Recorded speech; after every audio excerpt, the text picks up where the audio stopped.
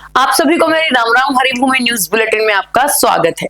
दिवाली के बाद आज हम हरियाणा और एनसीआर से जुड़ी कई बड़ी और गंभीर खबरों पर नजर डालेंगे।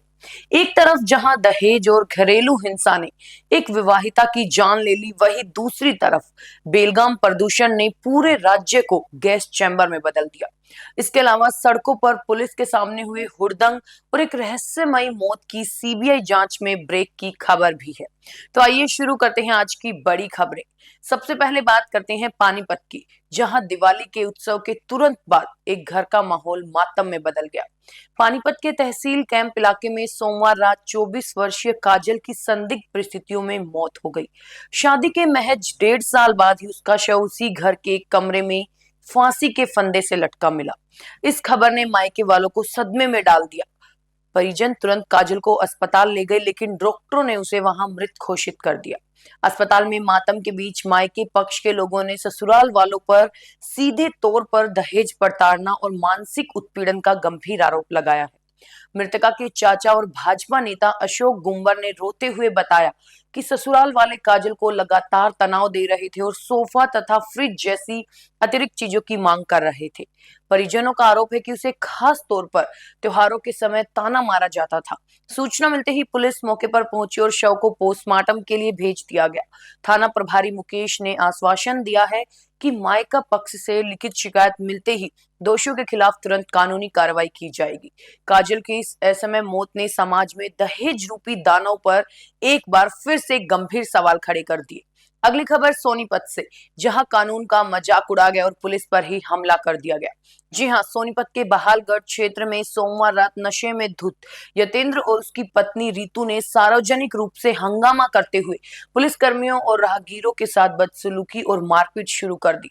जब पुलिस ने हस्तक्षेप किया तो स्थिति और बिगड़ गई। रितु ने सीधे सरकारी वाहन के चालक मनीष पर हमला कर दिया।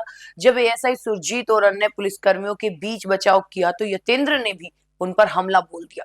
इस हाथापाई में एएसआई सुरजीत और चालक मनीष घायल हो गए। कड़ी मशक्कत के बाद पुलिस ने दोनों को काबू किया। मेडिकल जांच में दोनों के नशे में होने की पुष्टि हुई है। बहालगढ़ थाना पुलिस ने यतेंद्र और रितु के खिलाफ सरकारी कार्य में बाधा डालने और पुलिस कर्मियों पर हमला करने की धाराओं के तहत मामला दर्ज कर लिया है। मामले की निष्पक्ष जांच के लिए एक दूसरे अधिकारी को सौंपा गया और आरोपियों पर कठोर कार्रवाई का आश्वासन दिया गया। अब बात हरियाणा के गंभीर प्रदूषण संकट की, जिसने दिवाली के बाद पूरे राज्य को अपनी चपेट में ले लिया। दिवाली की रात बेलगाम आतिशबाजी के कारण हरियाणा सचमुच एक गैस चैम्बर में तब्दील हो गया। रात करीब 12 बजे एक राज्य के 15 जिलों में एयर क्वालिटी इंडेक्स यानी AQI खतरनाक स्तर यानी 500 तक पहुंच गया था।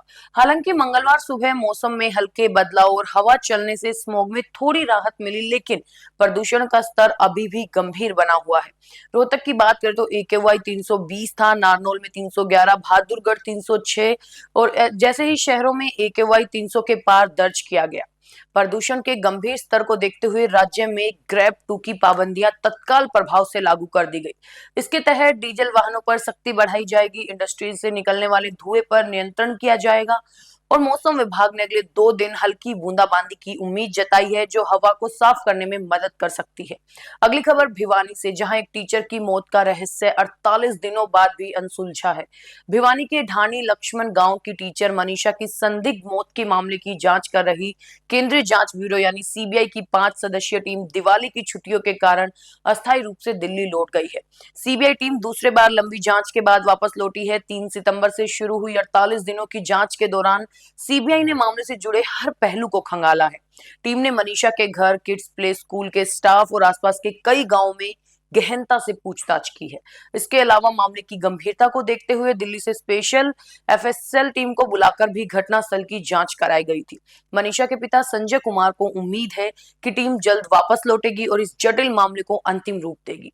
अंत में बात करते हैं हरियाणा के बेरोजगार युवाओं के लिए रोजगार से जुड़ी एक महत्वपूर्ण खबर की। हरियाणा कौशल रोजगार निगम लिमिटेड ने यूएई में 100 हैवी ड्राइवर के पदों पर भर्ती के लिए आवेदन मांगे हैं। इच्छुक और योग्य उम्मीदवारों के लिए आवेदन की अंतिम तिथि 22 अक्टूबर यानी कल ही है। जी हाँ, सही सुना आपने, चयनित ड्राइवरों को 45,000 रुपए प्रति माह का वेतन दिया जाएगा। इंटरव्यू 29 अक्टूबर को वर्ल्ड स्किल ऑर्गेनाइजेशन में ऑनलाइन और ऑफलाइन दोनों मोड में होंगे और उम्मीदवारों को भर्ती के लिए 35,400 का भुगतान करना होगा, जिसमें ज्वाइनिंग टिकट शामिल है। साथ ही जेएमसीए से अप्रूव केंद्रों का चिकित्सा प्रमाण पत्र अनिवार्य है और एचकेआरएन का लक्ष्य प्रदेश के युवाओं को अंतर्राष्ट्रीय स्तर पर रोजगार उपलब्ध कराना है। हरियाणा की ऐसी ही मुख्य खबरों से जुड़े रहने के लिए हमारे चैनल पर बने रहिए। वीडियो अगर पसंद आया हो तो उसे लाइक करें, शेयर करें, सब्सक्राइब करें। खबर को अगर विस्तार से जानना है तो हरिभूमि अखबार पढ़ें या फिर हरिभूमि वेबसाइट पर जाएं।